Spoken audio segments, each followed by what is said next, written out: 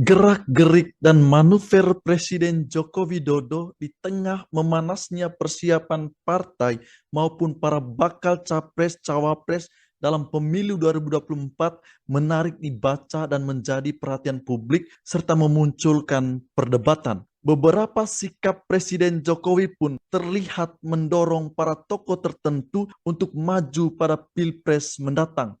Dalam catatan yang kita rangkum, Presiden Jokowi beberapa kali melakukan kegiatan yang disinyalir sebagai pesan politik. Pertama adalah pernyataan Presiden Jokowi yang menyinggung soal Capres 2024 dalam Rakernas 5 Projo di Jawa Tengah. Kedua, Presiden Jokowi juga secara terbuka menyampaikan prediksi dan kemungkinan siapa presiden pasca dirinya kepada Menhan Prabowo Subianto. Prabowo yang sebelumnya rival Presiden Jokowi dalam Pilpres 2014 dan 2019 semakin dekat setelah menjadi bagian Kabinet Indonesia Maju. Dalam acara hari ulang tahun Partai Perindro, Senin 7 November 2022, Presiden Jokowi secara terang benderang menyampaikan hal-hal yang terlihat candaan tetapi syarat makna politik dukung-mendukung. 2 kali Pilpres juga menang. Mohon maaf Pak Prabowo, kelihatannya setelah ini jatah Pak Prabowo, kata Bapak Presiden. Yang terbaru dan masih hangat dibahas oleh masyarakat serta memunculkan perdebatan saat Presiden Jokowi menghadiri acara Relawan Nusantara Bersatu di Gelora Bung Karno, Jakarta Pusat pada 26 November 2022.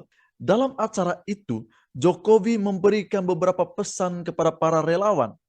Pesan positif yang paling kuat didengungkan oleh Presiden dalam pertemuan relawan tersebut adalah soal relawan agar berhati-hati dalam memilih pemimpin pada pemilu 2024. Ia meminta rakyat memilih pemimpin yang tahu kebutuhan rakyat. Jangan sampai kita memilih pemimpin yang nantinya hanya senang duduk di istana yang AC-nya dingin, kata Presiden Jokowi. Presiden Jokowi berpendapat Indonesia merupakan negara besar dan pemimpin negeri ini jangan hanya duduk manis di istana. Ia pun secara lantang mengungkapkan ciri-ciri pemimpin yang memikirkan dan berpihak kepada rakyat. Pemimpin yang mikirin rakyat kelihatan dari mukanya, dari penampilannya itu kelihatan. Banyak kerutan di wajahnya karena memikirkan rakyat. Ada juga yang memikirkan rakyat sampai rambutnya putih semua. Kalau wajahnya clean bersih, tidak ada kerutan di wajahnya, hati-hati. Lihat juga rambutnya. Kalau rambutnya putih semua, ini mikir rakyat, kata Presiden secara lantang kepada relawan. Kalau kita perhatikan, pernyataan Presiden Jokowi soal pemimpin di hadapan para relawan disambut pro dan kontra. Catatan kritis yang tidak terduga muncul dari PDIP sebagai parpol pengusung utama pemerintahan Presiden Jokowi. PDIP melalui beberapa kadernya secara lugas mengkritisi aksi Presiden Jokowi usai berbicara di depan para relawan. Tidak tanggung-tanggung, Sekjen DPP PDIP Hasto Kristianto mengutarakan pendapat secara mengejutkan. PDI Perjuangan menegaskan bahwa watak kepemimpinan Pak Jokowi adalah politik pemberdayaan rakyat dengan belusukan turun ke bawah, bukan politik mobilisasi sebagaimana terjadi di Gelora Bung Karno belum lama ini.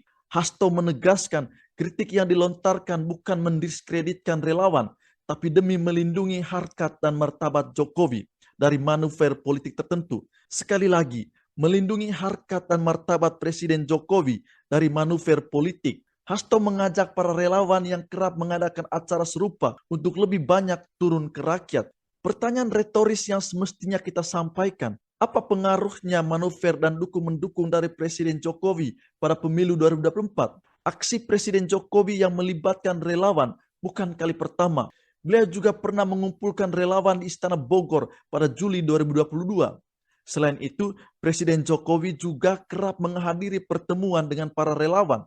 Langkah Bapak Jokowi tersebut tentu memunculkan pertanyaan, apa pengaruh pertemuan politik dengan relawan terhadap dinamika politik jelang pemilu? Kita akan bedah bersama-sama. Pertama, Presiden Jokowi tentu memiliki pengaruh tidak langsung pada pemilu mendatang. Kalau kita perhatikan, tingkat kepuasan publik terhadap pemerintahan Jokowi cukup tinggi. Kepuasan publik tersebut pasti ada pengaruh kepada elektabilitas PDIP. Pengaruhnya mungkin tidak langsung. Sejauh ini yang mendapatkan keuntungan elektoral dari publik yang puas pada kinerja pemerintahan adalah Ganjar Pranowo dan PDIP.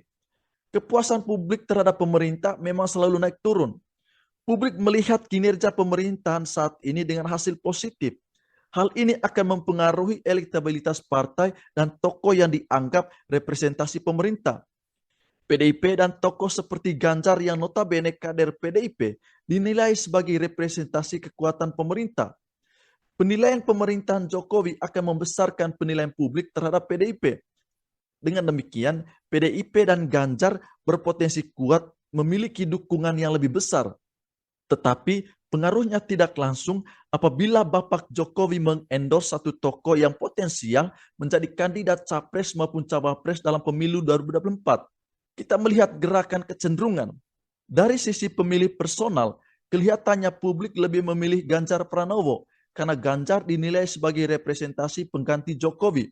Sementara itu, mereka yang tidak suka akan melirik ex-gubernur DKI Jakarta, Anies Baswedan, sebagai pemimpin karena citra Anies yang antitesis Jokowi. Mereka yang tidak puas dengan kinerja pemerintah itu cenderung memilih Pak Anies. Tentu saja tidak semua. Tetapi kita mesti menyadari bahwa saat ini pemilih Indonesia relatif memilih calon berdasarkan kualitas kandidat. Para pemilih tidak mengacu pada konsep endorse. Masyarakat sudah cerdas dan mereka bisa melihat tokoh tertentu yang menurut mereka potensial untuk memimpin Indonesia. Kedua, kegiatan relawan Nusantara Bersatu adalah upaya Presiden Jokowi untuk menunjukkan pengaruhnya dalam pemilu 2024. Acara digelar dengan mengerahkan massa, memberikan pesan politik kepada publik. Presiden mengirimkan satu pesan kuat bahwa beliau juga memiliki kekuatan di luar partai politik. Kekuatan real para relawan dan ratusan ribu orang akar rumput menjadi pesan bahwa Presiden sama kuatnya dengan partai. Bagaimana dengan kritik keras PDIP sebagai partai pendukung utama pemerintahan Presiden Jokowi?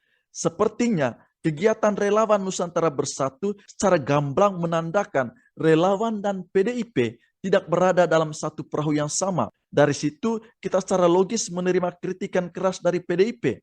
Tetapi sebenarnya apa yang dilakukan oleh Presiden bersama relawan di GBK tampaknya bisa jadi merusak citra Bapak Jokowi sebagai Presiden. Negara ini alami kehancuran ketika istana justru bekerja mengumpulkan dan memobilisasi relawan. Tetapi apa yang menjadi maksud dan tujuan dari pertemuan akbar relawan Nusantara Bersatu tersebut hanya Presiden Jokowi yang tahu. Siapa yang dimaksudnya dengan orang yang berambut putih dan memiliki kerut pada dahinya? Bisa jadi menunjukkan bahwa memang PDIP sudah hampir dekat menentukan kadernya yang akan bertarung dalam Pilpres 2024. Sudahlah, ini terlalu rumit. Kita tunggu episode endorse gratis selanjutnya dari Bapak Presiden. Siapa sesungguhnya akan didukung oleh Bapak Presiden dalam Pilpres 2024? Pasti yang terbaik. Dan yang pasti bukan yang antitesis dengan dirinya.